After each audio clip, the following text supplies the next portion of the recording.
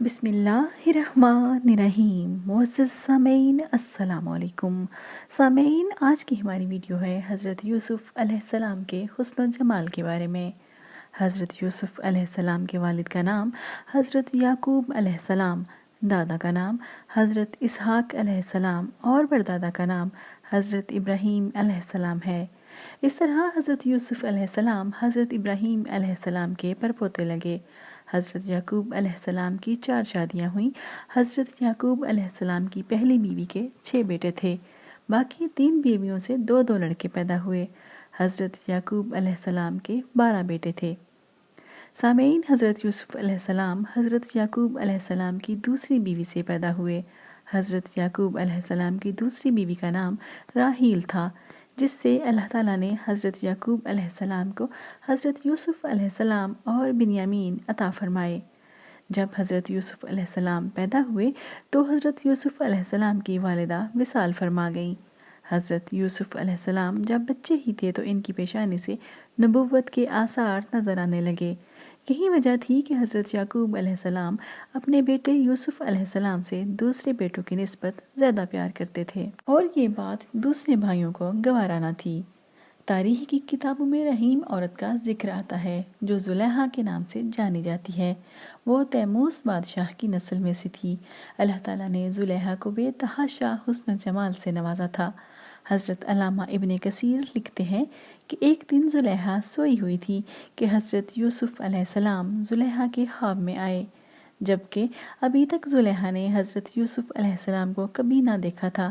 چنانچہ پہلے ہی خواب میں حضرت یوسف علیہ السلام کو دیکھتے ہی زلیخا اپنا دل ہار بیٹھی۔ اس کے بعد بھی زلیخا نے حضرت یوسف علیہ السلام کو اپنے خواب میں بارہا دیکھا۔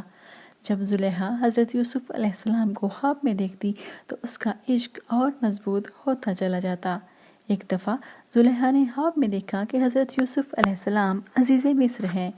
اسی سال زلیخا کو عزیز مصر کی طرف سے شادی کا پیغام ملا تو زلیخا نے اس رشتے کو فوری قبول کر لیا۔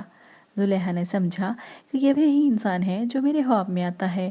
زلیخا تو پہلے ہی عزیز مصر کو خواب میں دیکھ چکی تھی، اس لیے زلیخا نے شادی کرنے پر فوری ہاں کر دی۔ لیکن وہ رشتہ اس وقت کے عزیز مصر عتیف بن رہیب کا تھا۔ اس طرح زلیخا کی شادی عزیز مصر سے ہو گئی۔ شادی کی پہلی رات ہی زلیخا کو علم ہو گیا کہ یہ وہ لڑکا نہیں ہے جو میرے خوابوں میں آیا کرتا تھا، جس نے مجھے اپنا دیوانہ بنایا ہوا ہے۔ دوسری طرف حضرت یوسف علیہ السلام کے بھائیوں نے حضرت یوسف علیہ السلام کو حسد کی وجہ سے کنویں میں پھینک دیا، جہاں سے نکالنے کے بعد ایک تاجر نے آپ کو فروخت کر دیا اور آپ فروخت ہوتے ہوتے مصر کے بازاروں میں آ گئے۔ جب حضرت یوسف علیہ السلام کو مصر کے بازار میں لایا گیا تو پورے مصر میں یہ بات مشہور ہو گئی کہ ایک بہت ہی خوبصورت اور حسین لڑکا مصر کے بازار میں فروخت ہونے کے لیے لایا گیا ہے۔ حضرت یوسف علیہ السلام کے حسن و جمال کے چرچے ہر طرف پھیل گئے۔ ہر کوئی مصر کے بازار میں حضرت یوسف علیہ السلام کو خریدنے کے لیے خواہش مند تھا۔ ہر ایک کی یہی خواہش تھی کہ یہ خوبصورت لڑکے کو خرید سکے۔ حضرت یوسف علیہ السلام کی خبر عزیز مصر کو ہوئی تو اس نے حضرت یوسف علیہ السلام کے وزن کے برابر سونا، چاندی اور دیگر اشیاء دے کر حضرت یوسف علیہ السلام کو خرید لیا۔ اس طرح حضرت یوسف علیہ السلام عزیز مصر کے گھر چلے گئے۔ قرآن پاک میں اللہ تعالیٰ کا ارشاد پاک ہے، مصر والوں میں سے جس نے حضرت یوسف علیہ السلام کو خریدا، اس نے اپنی بیوی سے کہا کہ اس کو بہت ہی عزت اور احترام سے رکھو، ممکن ہے کہ یہ ہمیں فائدہ پہنچائے، اس کو اپنا بیٹا بنا لے۔ یوں ہم نے مصر کی سرزمین میں حضرت یوسف علیہ السلام کے قدم جما دیے۔ یوں حضرت یوسف علیہ السلام فروخت ہوتے ہوئے عزیز مصر کے محل میں پہنچ گئے۔ اس طرح حضرت یوسف علیہ السلام بڑے ہی آرام و سکون سے عزیز مصر کے محل میں زندگی بسر کرنے لگے۔ حضرت یوسف علیہ السلام بچپن ہی سے حسن و جمال کے پیکر تھے۔ جب حضرت یوسف علیہ السلام جوانی کو پہنچے تو آپ علیہ السلام کا حسن و جمال عروج پر آ گیا۔ زلیخا کی نظر جب آپ پر پڑی تو وہ آپ کے حسن و جمال کو دیکھتی ہی رہ گئی۔ زلیخا تو بچپن ہی سے آپ علیہ السلام کی دیوانی تھی۔ قرآن پاک میں ارشاد باری تعالیٰ ہے، وہ جس عورت کے گھر میں تھا وہ عورت اس کو پھسلانے لگی اور دروازے بند کر لیے اور کہنے لگی، لو آؤ۔ تو حضرت یوسف علیہ السلام نے فرمایا، اللہ کی پناہ، تیرا شوہر تو میرا آقا ہے جس نے مجھے عزت دی، میں ایسا ظلم ہرگز نہیں کر سکتا، بے شک ظالم نجات نہیں پاتے۔ جبکہ زلیخا بچپن ہی سے حضرت یوسف علیہ السلام کو اپنے خوابوں میں دیکھتی ہوئی آ رہی تھی۔ جب اس نے حضرت یوسف علیہ السلام کو اپنے سامنے پایا تو اپنی خواہش پوری کرنا چاہی، اپنے محل کے دروازے بند کر کے حضرت یوسف علیہ السلام کو گناہوں کی دعوت دینے لگی۔ لیکن حضرت یوسف علیہ السلام نے فرمایا کہ اللہ تعالیٰ سے ڈرو، بے شک اللہ تعالیٰ دیکھ رہا ہے۔ لیکن زلیخا اپنی خواہش پوری کرنے سے باز نہ آئی۔ حضرت یوسف علیہ السلام کو کمروں میں اندر بند کر کے زلیخا نے اپنی خواہش پوری کرنا چاہی۔ حضرت یوسف علیہ السلام باہر دروازوں کی طرف بھاگے تو دروازے اللہ تعالیٰ کے حکم سے خود بخود کھلتے چلے گئے۔ جس دروازے کی طرف حضرت یوسف علیہ السلام بھاگتے وہ دروازہ خود بخود کھلتا چلا جاتا۔ آخری دروازے کے پاس پہنچے تو زلیخا نے حضرت یوسف علیہ السلام کی قمیض کو پیچھے سے پکڑ لیا۔ اس وجہ سے حضرت یوسف علیہ السلام کی قمیض پیچھے سے پھٹ گئی۔ حضرت یوسف علیہ السلام نے جب آخری دروازہ کھولا تو اپنے سامنے اپنے آقا کو پایا۔ سامعین عزیز مصر نے جب حضرت یوسف علیہ السلام کی اس حالت کو دیکھا تو زلیخا نے اپنے خاوند کو بتایا کہ یوسف میرے ساتھ بدکاری کرنا چاہتا ہے۔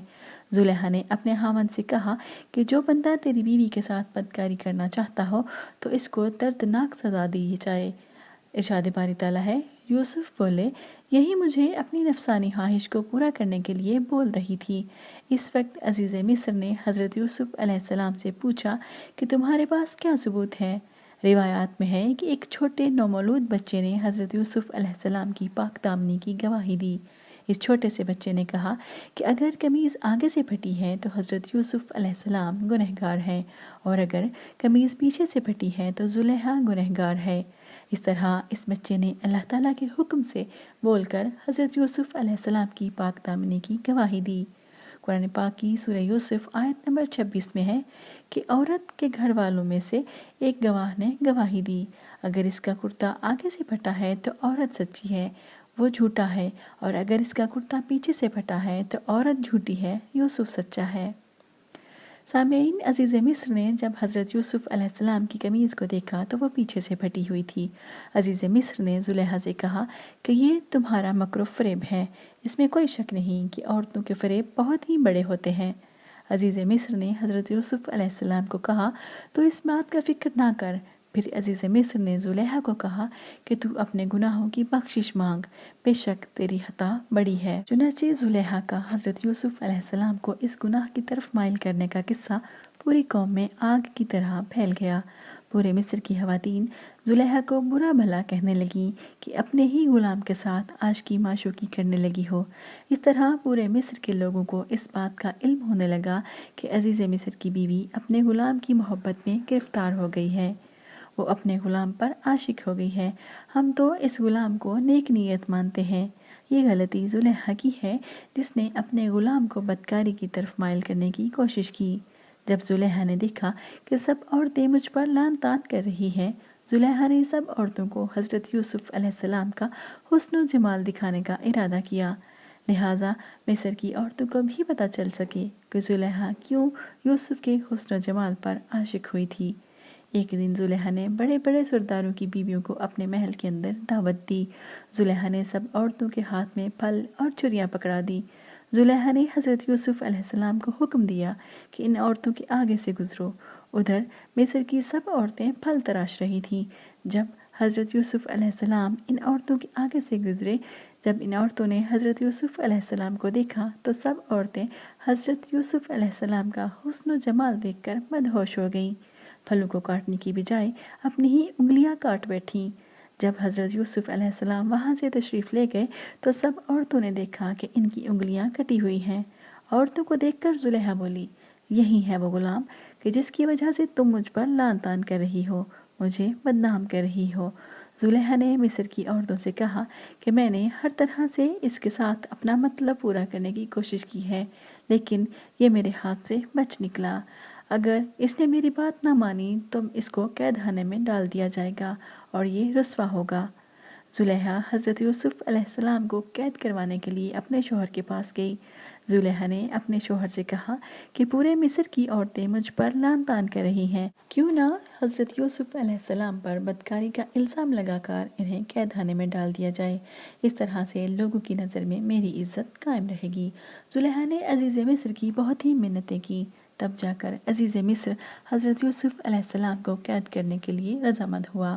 عزیز مصر حضرت یوسف علیہ السلام کے پاس گیا اور آپ علیہ السلام کو کہنے لگا کہ میری بیوی کی عزت پورے مصر میں نیلام ہو رہی ہے، اب آپ علیہ السلام کو قید کرنا میری مجبوری بن گئی ہے۔